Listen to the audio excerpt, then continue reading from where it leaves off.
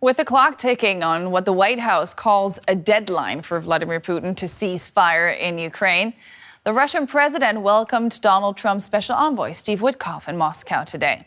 The U.S. president hails the meeting as highly productive and held a phone conference with Ukraine and its NATO allies shortly after. New U.S. sanctions are still set to come into effect on Friday, but they're hardly going to create enough pressure for Putin to end his war. Whether Witkoff or Donald Trump, for that matter, really hold any sway with the Russian president is more than ever a point of debate. Agree to a peace deal or else. The messaging coming out of the White House just 10 days ago was quite robust, but now it looks like the deadline imposed by the U.S. president will come and go. There'll be some additional sanctions, sure, but the war is far from over. On Wednesday, U.S. Special Envoy Steve Witkoff met Russian President Vladimir Putin in the Kremlin to discuss the path forward. The meeting lasted about 3 hours, and Donald Trump hailed it as highly productive, saying great progress had been made. Immediately after the meeting, the U.S. president briefed his Ukrainian counterpart and his European and NATO allies. The White House now wants to work towards an end to the war in what Trump called the days and weeks to come.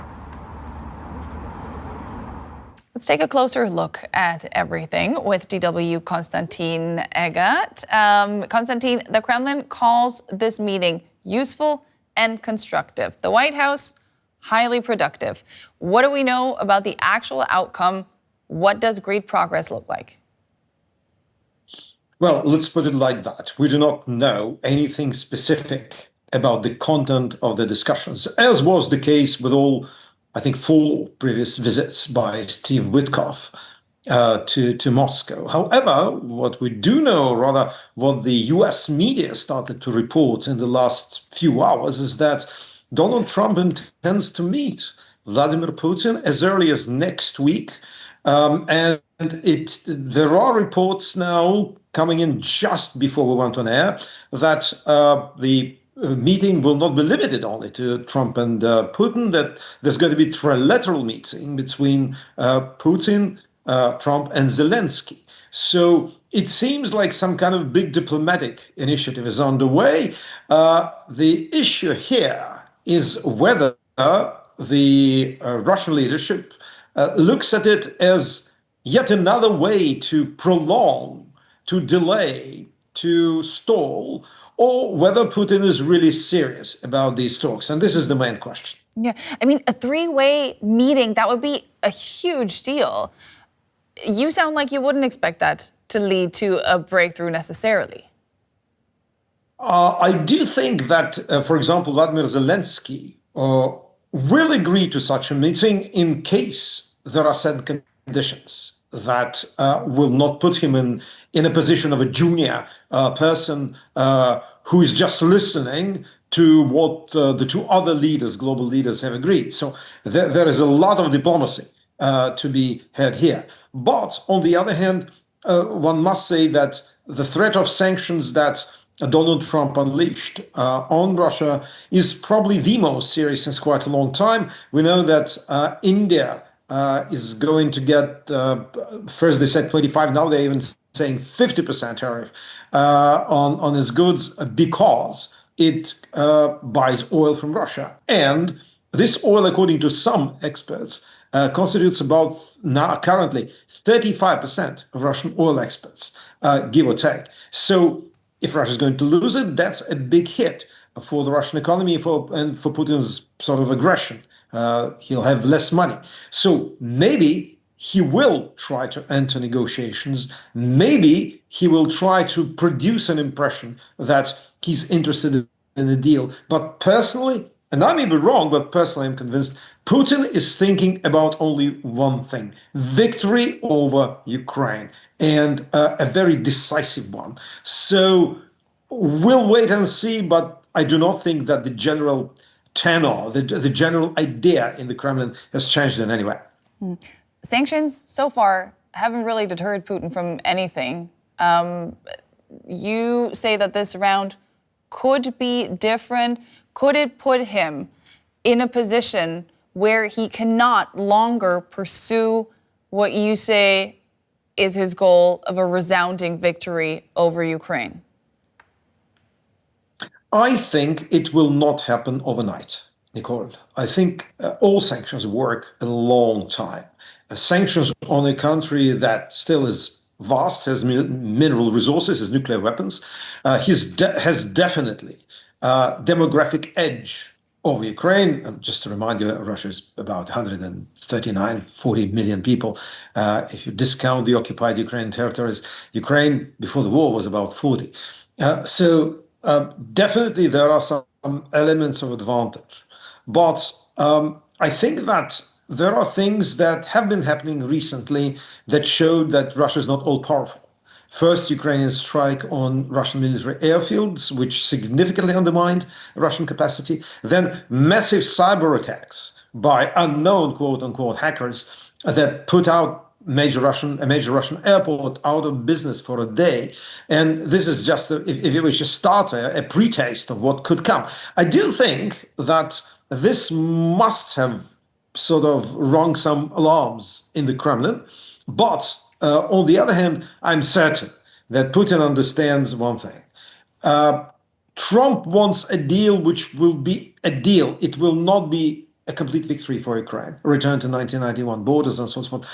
Trump sees the art of the deal, as he wrote in his book, as something kind of in the middle. So in this respect, Putin can hope for something. But frankly, my personal understanding is that Putin may think that he will sit through Trump and then relaunch the war. There may be another global crisis which will distract the attention of the Americans. There could be a lot of other things that could provide for Putin an opportunity to continue the war. Moreover, what we know about Putin is that he's intransigent and very much self-assured. So these talks, if they happen at all, because what we have for now is just US media speculation, these talks could fail. Let's face it, they could fail because Putin lives in a world in which time is on his side, demographics are on his side, and his population's passivity and essentially acquiescence in the war is on his side. So I do think that kind of prolonging, protracting, stalling tactics are what we're going to see, but it's going to be camouflaged with a lot of proper words. Of that, you can be certain.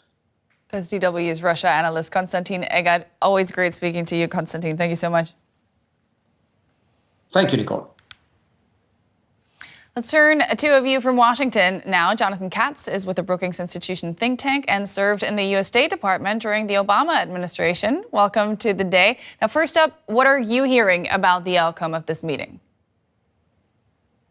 We're hearing some of the same things that others are. One, the announcement by President Trump that there was some positive, that the conversations were positive, but then the quick turnaround on sort of saying we're going to increase tariffs on India. So it's a bit confusing as to whether it was successful or not. Now you have this, the possibility of Trump meeting with Putin and likely with Zelenskyy as well. So it's still really not clear, what came out of this meeting that was concrete, whether Putin did anything to meet President Trump's deadline on Friday, what that deadline actually was. So I think there's a lot of both confusion in the U.S. I think everybody would like to see an end to the current conflict, like to see Russia stop bombing Ukraine on a daily basis, including civilians. So I think this only adds to the question of sort of how do you get to a ceasefire? How do you get to negotiations? And so I think there's still a lot of confusion, even in Washington, about what this administration is planning to do. Is this about tariffs, or is this really about ending a conflict that has impacted Ukrainians and where there's been war crimes committed? You mentioned the possibility of a meeting, one between Trump and Putin that is being floated, and then another three-way meeting that we're hearing much about now. Do you think that could be a game changer, getting everyone together in a room? Yeah, the administration, President Trump started off even before he was inaugurated saying that he'd end this war in 24 hours. His special envoy has met with President Putin 4 times now and has struck out on a deal with Mr. Putin.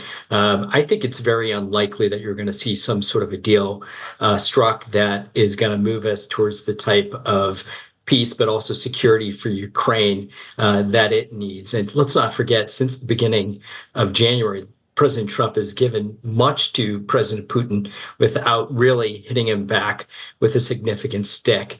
So unless the Trump administration is willing to change its tune on support for Ukraine, if Russia does not move forward on its end, it's likely that we're going to be in this stalemate of continued conflict for the foreseeable future. Of course, all of us want that not to be the case, but it's based on the current posture that we see from Mr. Putin and the lack of consistency from the Trump administration. It's unlikely we're going to see a deal made. Yeah. Despite Trump's promise to end the war on his first day back in the White House, Russian attacks on Ukraine have reportedly more than doubled since he returned to office. In your opinion, how much influence does he actually have over the war? Also considering, of course, the flip-flopping that we've seen in the past. Again, I think, Mr. Putin has been quite clear. His number one goal is the annexation of Ukraine, the solidification of control over Ukraine, and whatever comes after that. And I don't think those goals have changed. And I truly believe that President Trump understands this, has understood this all along, what Mr. Putin has been trying to do in Ukraine. But I think his leverage is weakened in the sense that the U.S. right now, even internally, our own economy has been hit hard. We had a jobs report last week that was terrible for the president. Of course, he fired a U.S. official, sort of blaming them for policies that aren't working in the U.S. So you have to not only look at how the U.S. is postured globally, but what's happening in the U.S. domestically. And I think we see a weakened president with lower approval rates, trying to conduct and engage in diplomacy globally, whether it's in Gaza. We saw the diplomacy with Iran fail as well. So there isn't a track record of success diplomacy. And of course, this is the most significant conflict in Europe since the end of World War II. So it's going to take a bigger effort from the White House and the administration, but it's also caught up in a lot of domestic issues that haven't impacted the ability of this administration to successfully conclude any agreement. In 2024, you called Trump Putin's Trojan horse hiding in plain sight. Where does that leave Ukraine's aspirations for a just peace? We know that Russia has interfered in the last 3 presidential elections on behalf of President Trump. And so there's obviously a relationship that Mr. Putin and Mr. Trump have. And so it's, the leverage there to get a deal done when you have that type of relationship makes it challenging. If you're Ukrainian, you fully understand, and I think President Zelenskyy does. He wants to have a good relationship with the United States. I think he's doing everything he can to engage directly with the Trump administration to a successful outcome. But what we really need to see from the Trump administration, if it wants to support Ukraine, more economic assistance, more military assistance, more political assistance for Ukraine that is engaged in this struggle. We'll have to leave it there. That was Jonathan Katz of the Brookings Institution. Thank you so much. Donald Trump says he's likely to meet very soon with Russian President Vladimir Putin in a summit he hopes could bring an end to the war in Ukraine. Trump praised what he called great progress that was made on Wednesday during a meeting in Moscow between his special envoy, Steve Witkoff, and the Russian leader.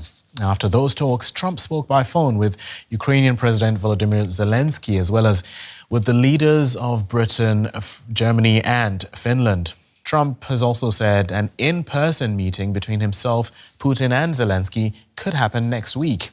Now, the 3-hour talks in Moscow came ahead of a deadline imposed by President Trump, who gave Russia until Friday to agree to a peace deal in Ukraine or face additional sanctions. Let's speak with Ivana Stradner, research fellow with the think tank Foundation for Defense of Democracies in Washington, D.C. Hi, Ivana. Good to have you with us. Is there a risk that Moscow is using these negotiations as some kind of strategic pause or even a propaganda tool to weaken the Western resolve?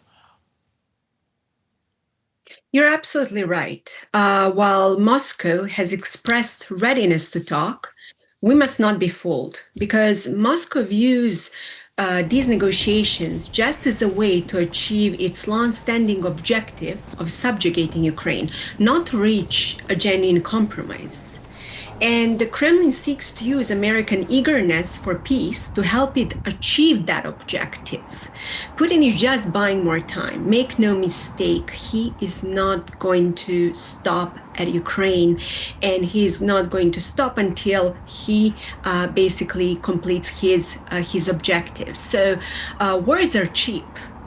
For Putin, who was a trained KGB operative, he thinks in zero-sum terms. There is only one thing that Putin understands, which is the language of power.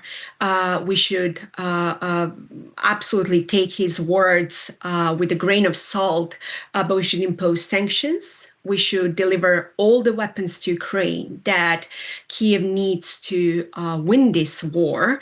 And as you mentioned, this is also a very important tool that Moscow has been using to destroy the resolve and to make sure that there is no alliance, transatlantic alliance. And my final point is, Putin is also using those negotiations for domestic purposes to tell his own audience that Russia is still relevant, that Putin is the one who wants to negotiate. And he has been playing the West like a fiddle, so we have to really understand how he thinks. You mentioned that point of power. How is it possible to balance the peace talks simultaneously with this threat of sanctions that the US is holding over Russia's head? We should continue definitely to negotiate with Russia, but we must not be fooled because words are cheap. We have to deliver costly signals to Putin. Number one, very, very serious sanctions on Russia, including secondary sanctions that the United States plans to target. The second thing is we have to deliver long-range missiles to Ukraine and other weapons that Ukraine needs. So these are the most important things when it comes to negotiations, because one thing that Russia has been trying to achieve is to propose a new strategic cooperation between the United States and Russia to talk the economy matters. There should be economic cooperation, because Putin wants to manipulate Washington and also Brussels, thinking that peace through trade can alter the behavior. And that's absolutely nonsense. The only thing that Putin will definitely understand is the language of power. Just look at what just happened recently with the latest nuclear threats that Russia has been using for years. I have to admit, I'm very pleased that the United States has decided to call Putin's bluff and to reposition nuclear submarines and to remove that from a negotiation table that Russia has been using just as a plain bluff. Okay, we'll have to leave it there. Ivana Stradner, thank you very much for speaking to us. Thank you very much.